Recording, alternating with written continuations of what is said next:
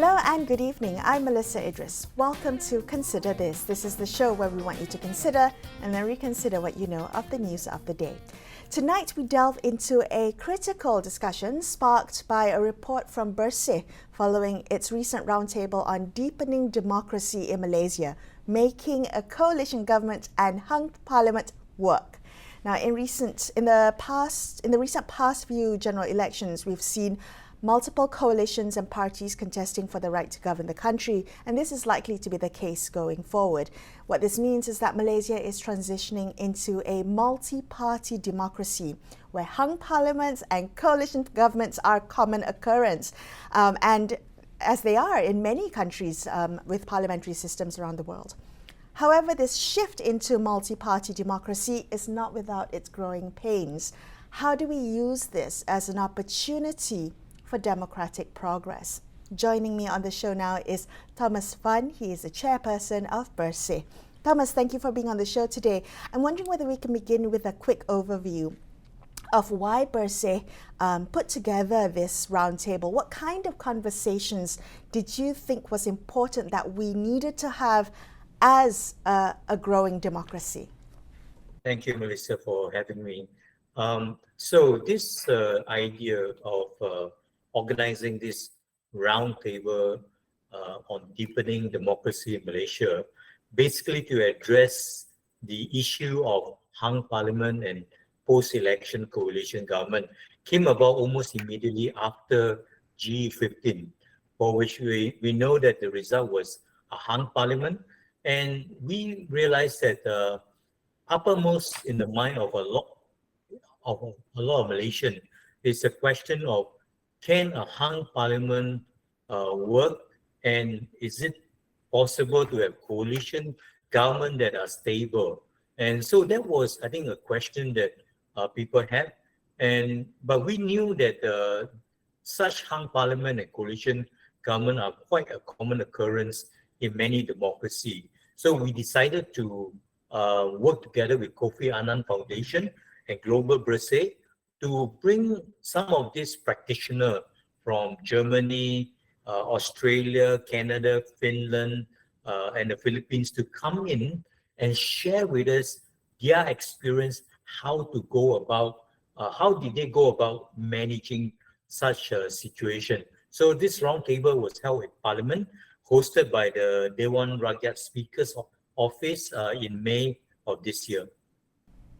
So one of the challenges that came out from GE15 or came out from the hung parliament of GE15 and the post-election coalition government, the formation of the post-election coalition government, was the fact that I think a lot of people didn't understand the execution of it, the reasons for it, and also I think there was a sense of maybe cynicism that my vote didn't matter in the end. I voted for one party who ended up not being in government or is in government.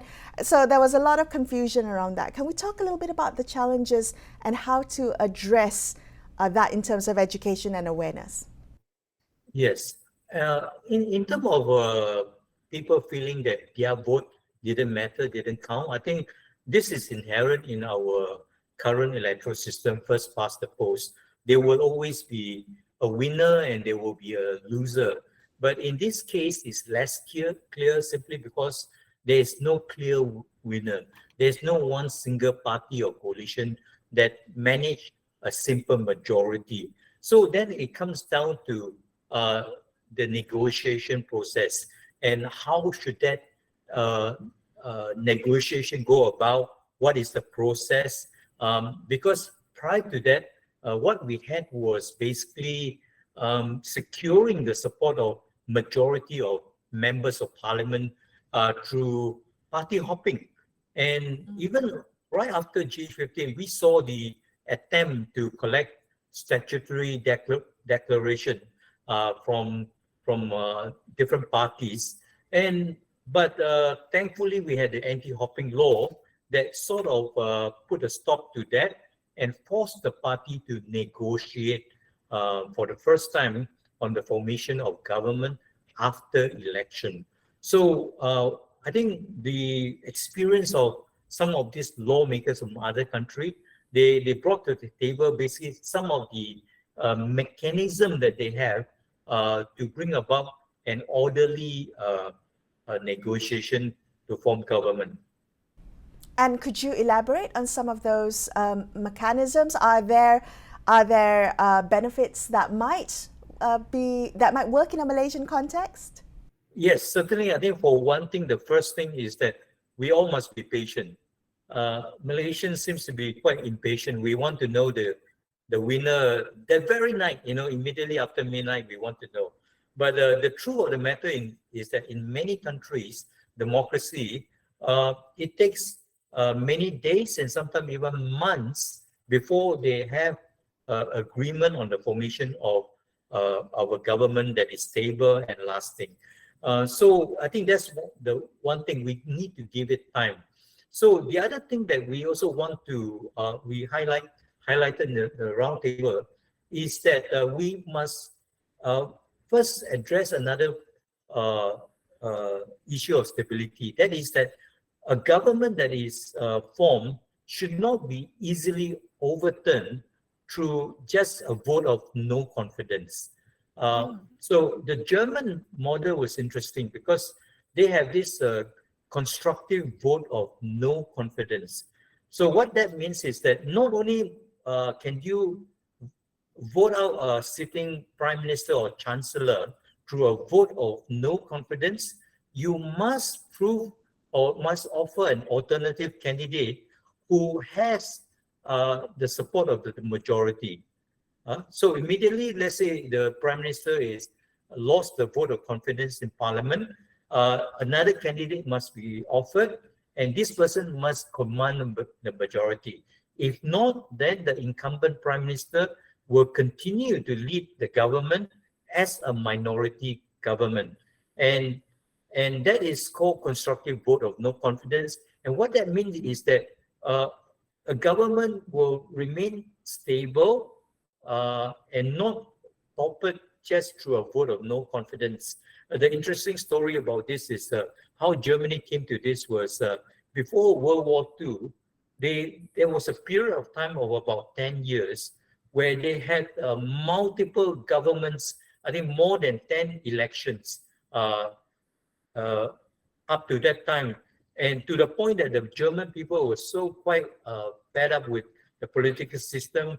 And then the Nazi party, an extreme party, was voted in by the people with their extreme ideology, and the rest is history. And how they stopped this constant change of government was that after the World War, they implemented this regulation, this mechanism in parliament, amended their constitution, whereby you must prove you have an alternative before the current one can be changed. And so that brought stability to their nation and allowed them to rebuild after World War without being bogged down by political instability. That seems quite a practical suggestion. Is there a reason why, what would hinder Malaysia implementing something like that, a constructive vote of no confidence? Really, I think this is a legal mechanism that can be implemented in Parliament itself.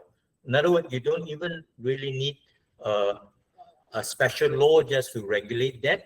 But in Parliament, if they just amend some of the standing orders to allow for a vote of no confidence first, and then after that, constructive vote of no confidence, that would, I think, stabilize politics to a very large extent.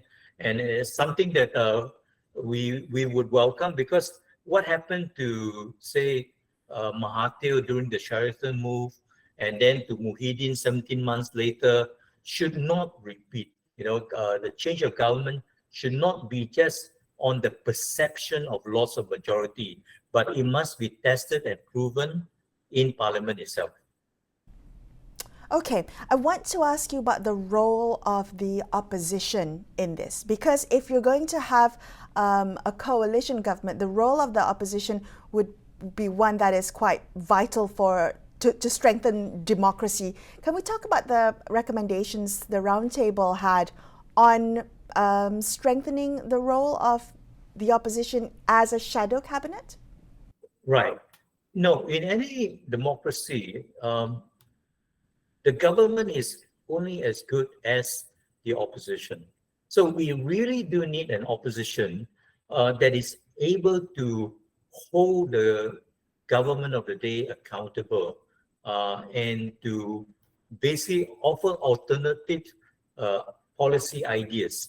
And so for the opposition to function effectively, the roundtable recommended the formation or the recognition of shadow cabinets to shadow the government of the day so that they can be an effective opposition and also to be a government in waiting. Democracy is about choice, and the voters need to be given choices before them on the kind of government they want. And so the formation of shadow cabinet and the recognition of it with proper resourcing and access to information is one of the strong recommendation that was made at the roundtable. Okay, I also wanted to ask you, Thomas, about whether this is a pivotal moment for Malaysian democracy, whether we are actually leveraging the opportunity we have to grow, to become a more mature democracy from a one-party dominant democracy to a multi-party democracy. And how do we know if we are progressing? How do we measure that democratic progress? Yes, I think that's a very good question. I understand that a lot of people are concerned with politics in Malaysia over the last few years, but I believe that we are making progress in the right direction. I think the first thing was the election process. It must be free and fair. When it is free and fair or quite free and fair, the citizens then would have the opportunity to elect the government of their choice, the majority of the citizens. And the fact that in GE 14 2018, we managed to, despite still many structural injustice in the system, the people managed to change the government was a very significant step. And then that was, in a way, repeated again in GE 15. I think that is the first thing, but it is not enough. To have a change in government during election is one step. The second step is to respect the mandate of the people in a general election. In other words, situation that took place during Sheraton Move, where a handful of MPs could overturn the mandate of the voters, should not happen. So we need to fix the political structure, the system, and things like anti-hopping law, constructive vote of no confidence, shadow cabinets. All these are important reforms, basically to strengthen our political system, our democracy. Right. So really, the roundtable was, a platform for conversation to help people understand the changing political landscape in Malaysia. Can I ask you what the next steps are with the recommendations that you have put forward in the report post the roundtable? How do we get it into action, into practice, into political culture? Right. So at the roundtable, we had about 150 participants, some members of parliament, some senators and civil society people, but that's not enough. So what we have produced is this very comprehensive report in two languages, English and also Bahasa Malaysia. Yeah, so two books in one. And what we intend to do is really take it to the lawmakers, to engage them, to basically share with them some of these ideas, lawmakers on both sides, to adopt some of the recommendation, because we believe it will really benefit the whole country and also political parties. So consultation and engagement is been done by us to ensure that some of the recommendations are fulfilled actually. Thomas, thank you so much for joining me on the show. Thomas Fan from Bersih there. We're going to take a quick break here and consider this. We will be back with more. Stay tuned.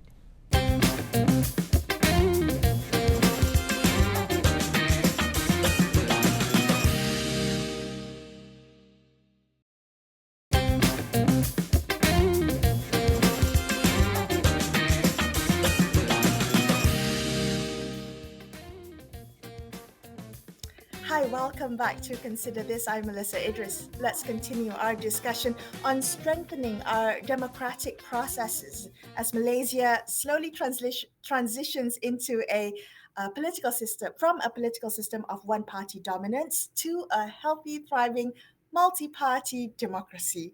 Joining me now is Aira Azhari. She's a senior manager at the Senior Manager of the Democracy and Governance Unit at the think tank Institute for Democracy and Economic Affairs, or better known as IDEAS Malaysia. Ira, I'm going to reference the Bersih report that was born out of the roundtable on making hung parliaments and coalition governments work. And I think that those conversations are really important. It's a great example of why we need those types of conversations, because transitioning from one-party dominance to a multi-party democracy can be challenging, both for the politicians and for us voters. I'm wondering if we could begin our conversation there, how you think Malaysia needs, what the types of conversations Malaysia needs to have, the kind of challenges that we might face in the process of maturing as a democracy. Hey, Melissa. So I think one of the challenges that I've observed in light of the political uncertainty and all the changes that we have undergone over the last few years is that I think many Malaysians have a lot of find it very challenging, or have a lot of trouble with how do I put it, like applying the same principles or the same expectations to different politicians or politicians from different parties, especially applying those standards or those expectations to politicians that you support or the political party that you support, right? So one example I can share is currently there's this whole debacle about parliamentary allocations or allocations for MPs, right? And the opposition MPs keep saying that they haven't received theirs and they can't service their constituents.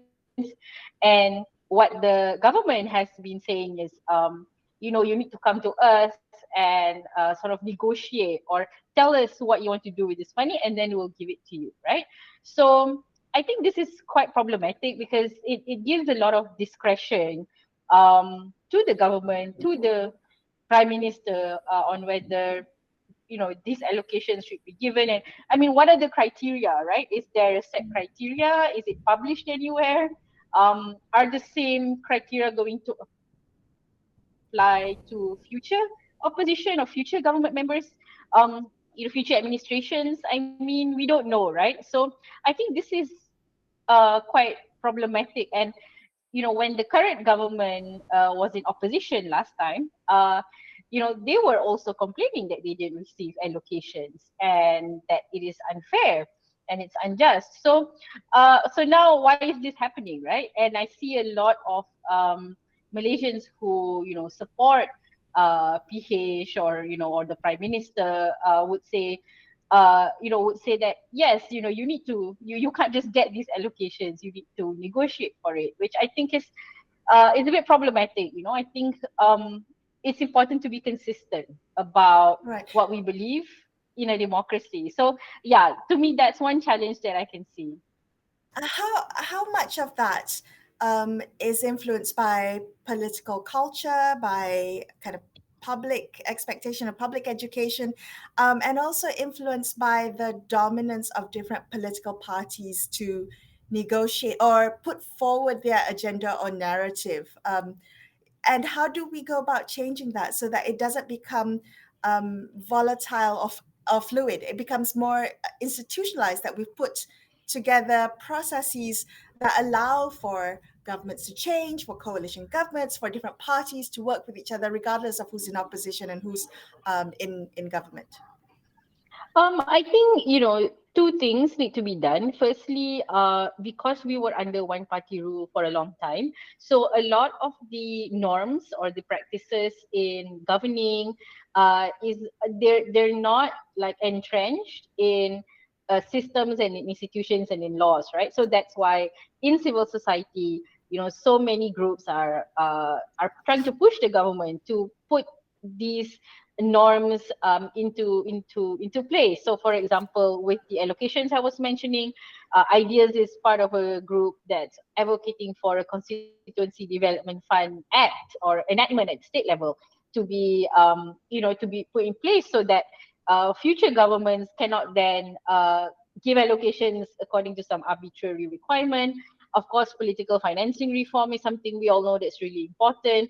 So we need to have those laws and institutions.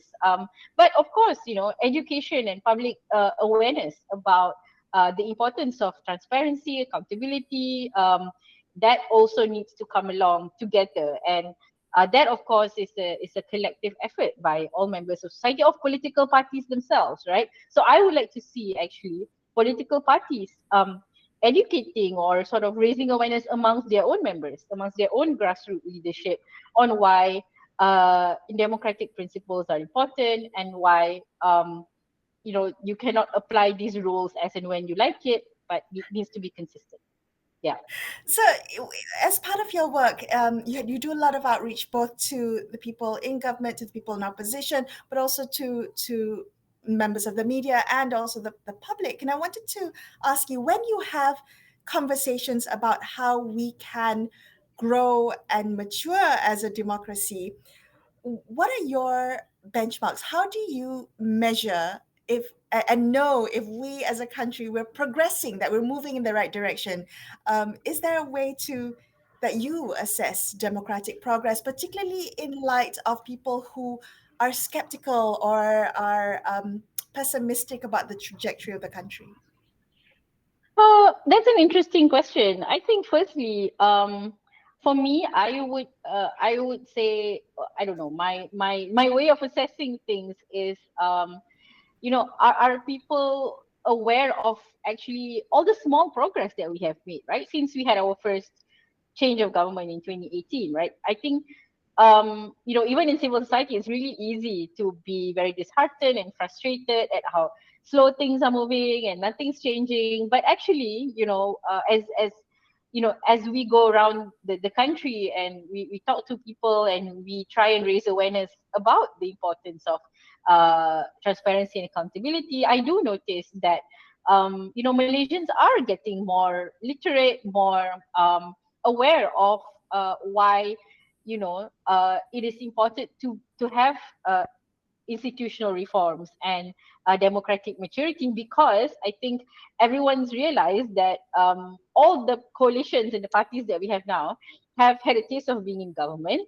And there's always this sort of fear that the government is going to fall. There's that fear of instability, I think, is making everyone more sort of more aware and more sensitive, I think, to what we need and why we need to support important reforms that will sort of bind these rules for everyone who will come into power later on. So just having that awareness, I think, is already really significant for me. Right. So there's also, on the flip side, those who don't quite understand the need for multi-party democracy, because we're quite used to this one-party dominance. That when there is a hung parliament and when there is a post-election coalition government, that there comes with a risk of cynicism among the public and the voters, that perhaps their vote did not matter. I'm wondering how you think is best for us to avoid this cynicism, for avoiding people turning away from democracy. Yeah, I think that's a good question. I think people turn away or shut out politics and elections because they think their voice doesn't matter, right? And why do you think their voice doesn't matter? It's when, they see that a very small group of people in power, elites, negotiate their way into power and, and get to become, get to be the government without involvement of the public. So, of course, this happened in 2020, and I think that was a pivotal moment, because I think that's when we realized that yeah, changing governments is good, but in what way, right? We want changes in government where we have a legitimately democratically elected government through the ballot box. So that's why I think changes that we've put in place, the anti-hopping law amendments to the constitution, which I think greatly helped. At least I think in restoring some trust, I believe, of citizens of their vote. So I think that that's really important, and I think even though the sort of one of the core criteria of a multi-party democracy is that we move away from one party dominance into a political system that can accommodate these changes. I think it's important to emphasize that the change we want needs to come from the ballot box, and it needs to be the choice of the people. And again, if you vote, if the change of government happens through the vote, of course there will be a section of society who will also not be happy with whoever it is that wins. But the process matters, right? So I think now we are in the middle of getting the process right, and that's Right. absolutely essential. Yeah. Absolutely. Ira, thank you for joining me on the show. I appreciate your time. Ira Azhari from IDEAS Malaysia, wrapping up this episode of Consider This. I'm Melisa Idris, signing out for the evening. Thank you so much for watching, and good night.